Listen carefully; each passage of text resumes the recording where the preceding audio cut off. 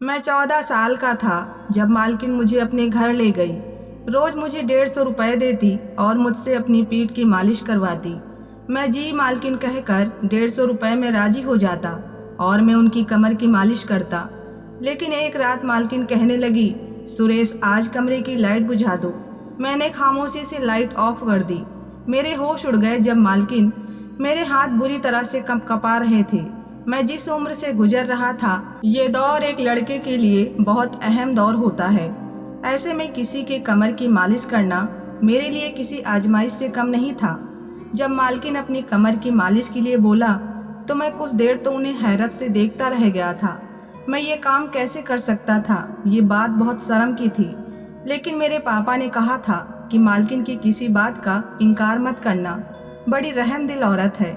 अगर तुमने उसके दिल में जगह बनाई तो तनख्वाह से ज्यादा पैसे भी दे देगी। उन्होंने मुझे पैसे दे दिए थे, वो भी पूरे 150 रुपए, और कहा ये पैसे सिर्फ तुम्हारे हैं। मैं खुश भी हुआ था, लेकिन जब उन्होंने कहा कि मेरी कमर पर तेल की मालिश कर दो तो मैं दंग सा रह गया था और उनका मुंह ताकने लगा कि वो कैसे एक लड़के से मालिश करवा सकती थी। मैंने कुछ न कहा, लेकिन मैं उस वक्त बहुत बुरी तरह से घबरा गया था। वो मुझे अपने कमरे में ले गई और फिर बेड पर लेट गई और मुझसे कहने लगी कि उनकी कमर पर तेल लगा दो। जब मैंने उनकी कमर से कमीज ऊपर की तो एकदम से आंखें बंद कर ली। जो तेल उन्होंने मुझे दिया, मैंने वो बंद आंखों से हाथ पर जरा सा लिया और उनके कमर पर लगाने लगा। मेरी कोशिश यही थी कि सारा फोकस अपने काम पर करूं। मैंने अपनी नज़रों को एक बार भी उनकी कमर की तरफ नहीं उठाया, बस नजरें झुकाए उनकी मालिश करता रहा। मुझे याद आने लगा कि जब मैंने यहाँ काम करना शुरू किया था तो शुरू के दिन के काम के मुताबिक मालकिन के कमरे में दाखिल हुआ तो मुझे मालकिन आज कुछ बदली हुई सी महसूस हो रही थी। मुझे लगा उनकी रंगत कुछ अजीब सी हो रही है और उनका चेहरा भी पसीने में डूब रहा था। वो गठरी सी बनी हुई पता नहीं क्या कर रही थी। मुझे देखते ही झटके से सीधी हुई और मुझसे नजरें चुराने लगी। मैं कुछ हैरत से मालकिन को देख रहा था। मैंने कहा, मालकिन क्या आप ठीक हैं? आप घबराई हुई क्यों हैं? मेरे लहजे में खुद ब खुद सहानुभूति और नरमी सिमट आई थी। मैं मालकिन की दिल से इज्जत करता था और मुझे उनकी गहरी फिक्र थी, क्योंकि वो मेरी मालकिन ही नहीं बल्कि मेरे लिए बहुत अच्छी औरत थी। कम उम्र से ही उन्होंने मुझे सहारा दिया था और मेरी डूबी जिंदगी को खुशहाल में बदलने में मालकिन का एक अहम किरदार था। मुझे परवाह नहीं थी कि बदले में उन्होंने मुझसे चाहे जैसा भी काम लिया था, मगर उनके दिए पैसों से मेरी जिंदगी बदल गई थी। मेरे घर के हालात बदल गए थे। मेरे सवाल पर मालकिन ने नहीं में सिर हिलाते हुए मुझे तसल्ली दी कि वो बिल्कुल ठीक थी, मगर उनके अल्फाज मालकिन के चेहरे पर साफ जाहिर हो रहे थे। वो कुछ मुझसे छुपा रही थी और उनको उस वक्त कोई परेशानी हो रही है। कई महीनों तक उन्होंने मुझे अपने घर के काम ही करवाए थे। आज पहली बार जब मालिश के लिए कहा तो मैं बुरी तरह से घबरा गया। एक तो वो पूरे घर में अकेली रहती थी, ना पति और ना ही कोई औलाद। ये बात सुनकर पहले तो मैं खामोश हो गया, लेकिन आज मैंने मालिश कर दी थी, लेकिन पूरा वक्त मेरे हाथ पूरी तरह से कपकपा रहे थे।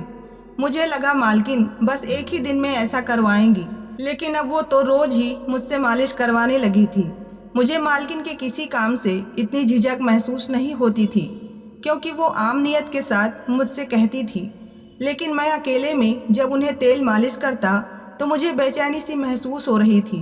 एक अजीब बात यह भी थी कि जब से मैंने मालकिन की मालिश शुरू की थी, मालकिन बड़ी मेहरबान नज़रों से मुझे देखने लगी थी। मुझे पहले 150 रुपए देती थी, लेकिन अब तो 300-400 दे देती थी। ना जाने मुझे उनकी ये मेहरबानी खटकने लगी थी। आज भी मैं रोजाना की तरह मालकिन की मालिश करने के लिए उनके तेल की शीशी उठाई। मैं खुद 14 साल की उम्र से मालकिन की कमर की मालिश कर रहा था। शुरू में मुझे ये काम बहुत शर्मिंदा करता था और उलझन भी महसूस करता था। मुझे मालकिन पर गुस्सा भी आता कि वो ना जाने मुझे कैसे काम देती हैं, मगर मेरी मजबूरी थी क्योंकि मुझे पैसे चाहिए थे और मालकिन मुझे रोजाना उस काम के बदले 150 रुपए देती थी। इसीलिए मैं खामोशी से मालकिन का ये काम करता रहा। ये तो बहुत बाद में मुझ पर यह बात खुली थी कि मालकिन मुझसे ये काम क्यों लेती थी।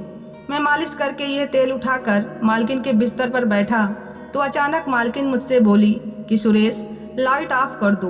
मैं चौंक कर मालकिन को देखने लगा। मुझे गड़बड़ का एहसास हो रहा था, मगर मालकिन कुछ बताने को तैयार नहीं थी। फिलहाल मैंने लाइट ऑफ कर दी और अंधेरे में अंदाजे से चलता हुआ मालकिन के बिस्तर पर पहुंच गया था। अचानक अंधेरे में मुझे महसूस हुआ कि मालकिन बिस्तर पर लेट गई हैं। मैं भी मालकिन की तरफ हाथ बढ़ाता कि मालकिन ने रोक दिया और मेरे हाथ पकड़कर मुझे जो बात कही, मेरे होश उड़ गए। मेरा दिल पूरी तरह से धड़कने लगा और मैं अपनी जगह पर बैठा का बैठा रह गया था। मेरे लिए हरकत करना मुश्किल हो रहा था। मैं मालकिन की बात सुनकर अंदर तक हिल गया था।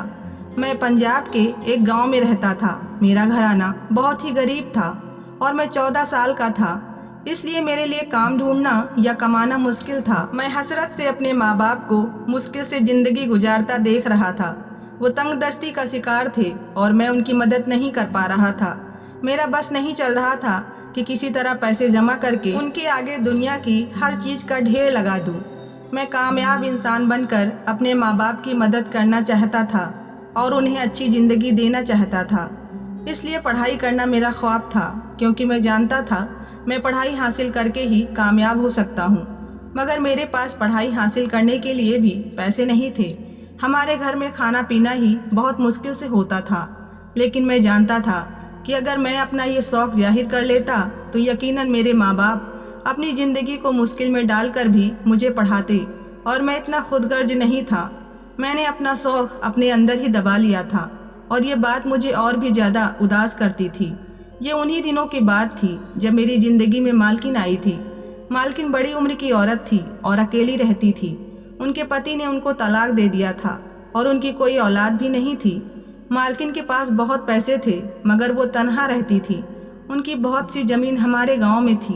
मालकिन का अपनी ज़मीनों पर कोई ज़रूरी काम पड़ गया था। उनका हमारे गांव में आना हुआ तो उन्होंने मुझे घूमते हुए देखा और मुझसे पूछा कि मैं स्कूल क्यों नहीं गया और पढ़ता क्यों नहीं हूँ। मैंने उदासी से उन्हें अपने हालात बताए और कहा कि मैं अपने हालात की वजह से नहीं पढ़ सकता। अगर मैं तालीम हासिल कर लूँगा तो घर में खाना पीना ख़त्म हो जाएगा। मेरी बात पर मालकिन किसी गहरी सोच में डूब गई थी। फिर मेरे घर आकर मेरे माँ बाप से बात की और कहा कि उन्हें घर के छोटे मोटे कामों के लिए मेरी उम्र के लड़के की ही ज़रूरत है। मेरे माँ बाप अभी सोच रहे थे कि अपने कम उम्र बेटे को कैसे काम पर लगा दें, और शायद वो लोग मेरे बारे में भी सोच रहे थे कि कहीं मैं उन्हें गलत न समझ बैठूं। मगर मैंने आगे बढ़कर उस काम के लिए हामी भर ली और मालकिन से कहा कि मैं उनका हर काम करने को तैयार हूँ। मेरी बात से खुश हो गई थी मालकिन। मुझे तब बिल्कुल अंदाज़ा नहीं था कि मुझे क्या क्या काम करना पड़ेगा। मुझे यही लगा था कि मालकिन अपने कहने के मुताबिक घर के छोटे मोटे काम करवाएंगी और मैं तो हर किस्म का काम करने को तैयार था। मेरे खुशी खुशी राजी हो जाने पर मेरे माँ बाप भी खामोश हो गए थे।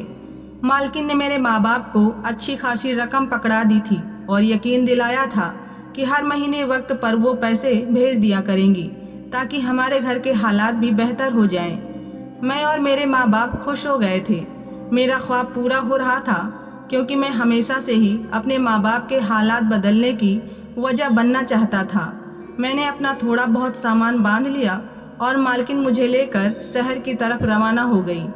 मालकिन का शहर में निहायती बड़ा घर था। मैंने अपनी ज़िंदगी में पहली बार ऐसा खूबसूरत घर देखा था। मालकिन ने मुझे एक अलग कमरे में रहने के लिए दिया।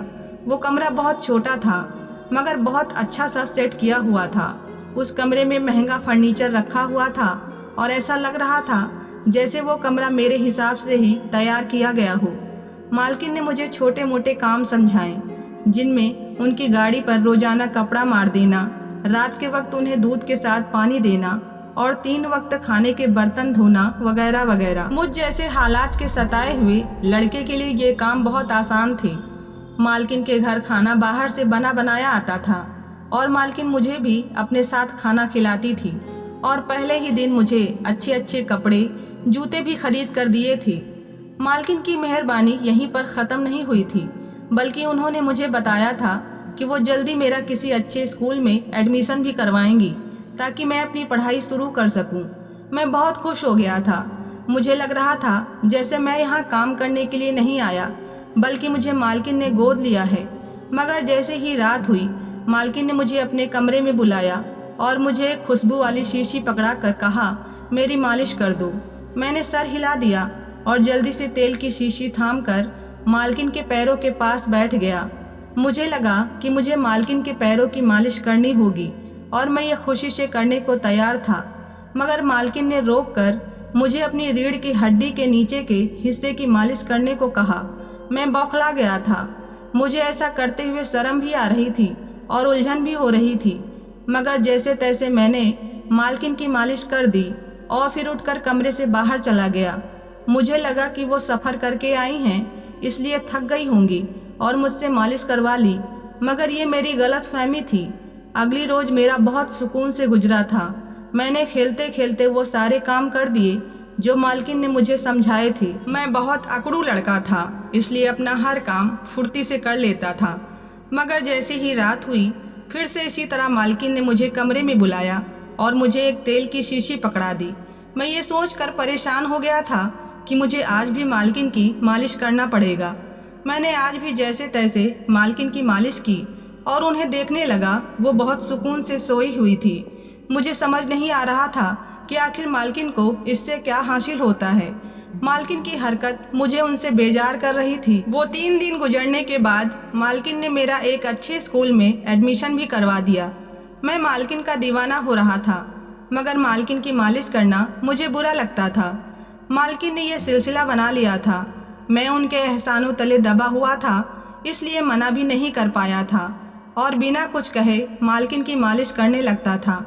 मालकिन ने शायद महसूस कर लिया था कि मैं उनकी मालिश मुंह बनाकर करता हूँ, तभी उन्होंने मेरी तनख्वाह के अलावा भी रोजाना बदले में 150 रुपये देना शुरू कर दिए थे और मैं पैसों की खातिर खुशी खुशी ये काम भी करने लगा था।